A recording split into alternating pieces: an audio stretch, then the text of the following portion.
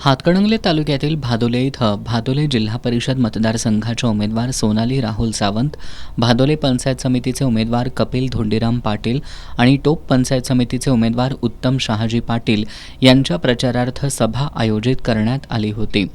यावेळी बोलताना आमदार सतेज पाटील यांनी ग्रामपंचायतीत भ्रष्टाचार करणाऱ्यांनी आम्हाला नीतिमत्ता शिकवू नये, टीका करताना जरा सांभाळून करा, नाहीतर मी काढायला गेलो तर 99 वर्षाचा सातबारा काढीन, तुमचं जगणं अवघड होईल असं म्हणत आमदार पाटील यांनी महायुतीच्या नेत्यांना खडे बोल सुनावले। तसंच भानामती तेच करतात जे स्वतःच्या जीवावर मतं मिळवू शकत नाहीत असा टोलाही त्यांनी विरोधकांना लगावलाय। टीका करणाऱ्याला पण एक पद्धत असते। आम्ही राजकारणामध्ये अनेक सभा केलेल्या आहेत, आम्ही टीका केले, परंतु मुद्द्याला धरून या ठिकाणी आम्ही टीका करतो। आमची टीका असते ती ग्रामपंचायतच्या भ्रष्टाचाराची।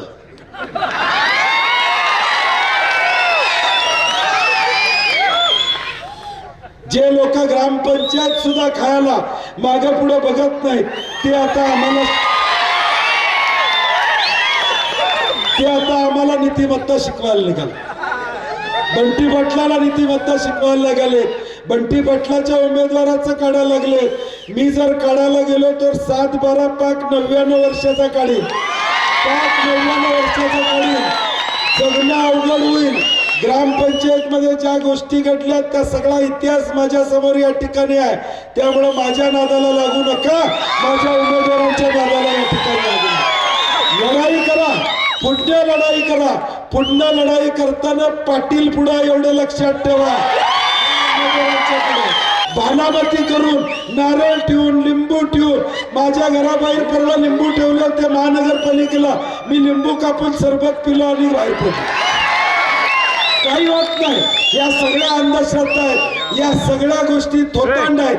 कुणाला या ठिकाणी या भानामती करायला लागतात ज्यांना स्वतःच्या कर्तृत्वावर विश्वास नसतो, ज्यांना माहीत असतं माझ्या जीवावर मी मतं मिळवू शकत नाही, माझ्या कर्तृत्वावर मी मतं मिळवू शकत नाही, ते विरोधकांच्यावर अशा गोष्टी करण्याचा प्रयत्न या ठिकाणी करतात। ज्यावेळी अशा गोष्टी घडतात त्यावेळी आपला विजय निश्चित आहे असं आपण ठरवायचं। तुम्ही काळजी करू नका, तुमचा विजय निश्चित आहे। तसंच राज्यात डबल इंजिन सरकार कुणासाठी आहे, शेतकऱ्यांसाठी, तरुणांसाठी, महिलांसाठी, नक्की कुणासाठी असा सवाल आमदार पाटील यांनी उपस्थित केलाय।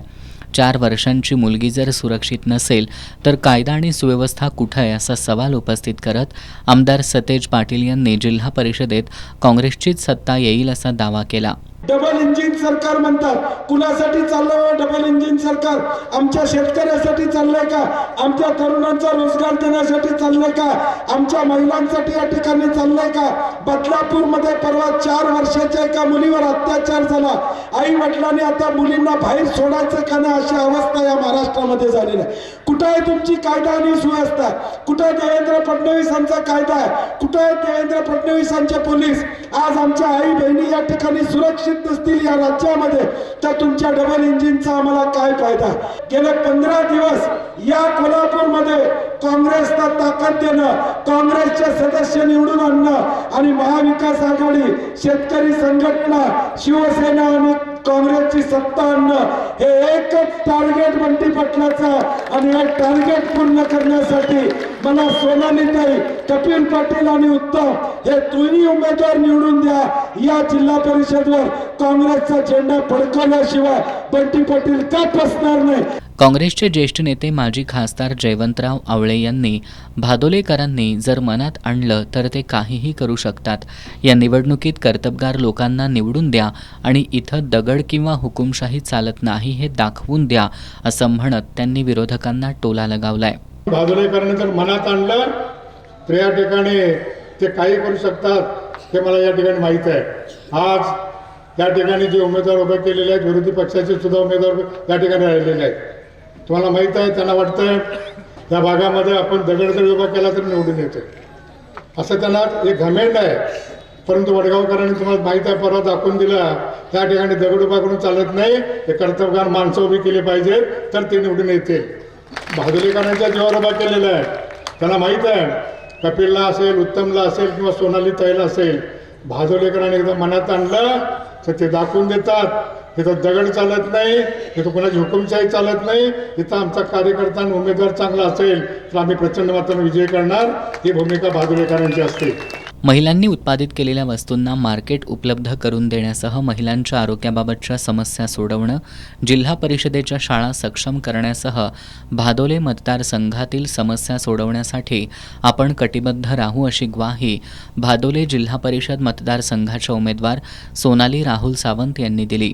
तर बाकीच्या राज्यांमध्ये आणि बाहेरच्या देशातून सुद्धा मला लोक फॉलो करतात आणि ते फॉलोअर्स जवळजवळ 14 लाख संख्येने माझ्याकडे आहेत आणि त्या फॉलोअर्सचा उपयोग जर मला कुठे करून घ्यायचा असेल तर मी असं एखादं पेज निर्माण करू शकते ज्यावरती माझ्या या माता भगिनींनी जे प्रोडक्ट तयार केलेलं आहे त्यांना मी एकदम सोप्या पद्धतीने मार्केट निर्माण करून देऊ शकते.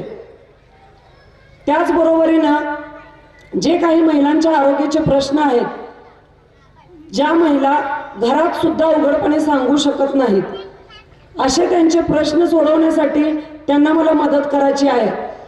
गावात फिरत असताना जिल्हा परिषदेच्या ज्या शाळा आहेत, अंगणवाड्या आहेत, यांची जी अवस्था झालेली आहे, खरंच ते बघून मनाला एक असा चटका लागतो की आज आम्ही जे काही घडलो, जे काही आहोत, नक्कीच त्या शाळेतून शिकूनच घडलेलो आहोत.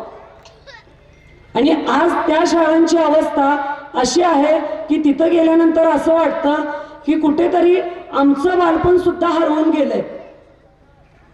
त्या शाळांना परत एकदा उभारी देण्यासाठी मला काम करायचंय. कुठेतरी माझ्याकडे काहीतरी पद आणि सत्ता असावी लागते. प्रत्येकाला आश्वासनं दिलेत, शब्द दिलेत, पण आता हे सगळं तुमच्यावरती आधारित आहे.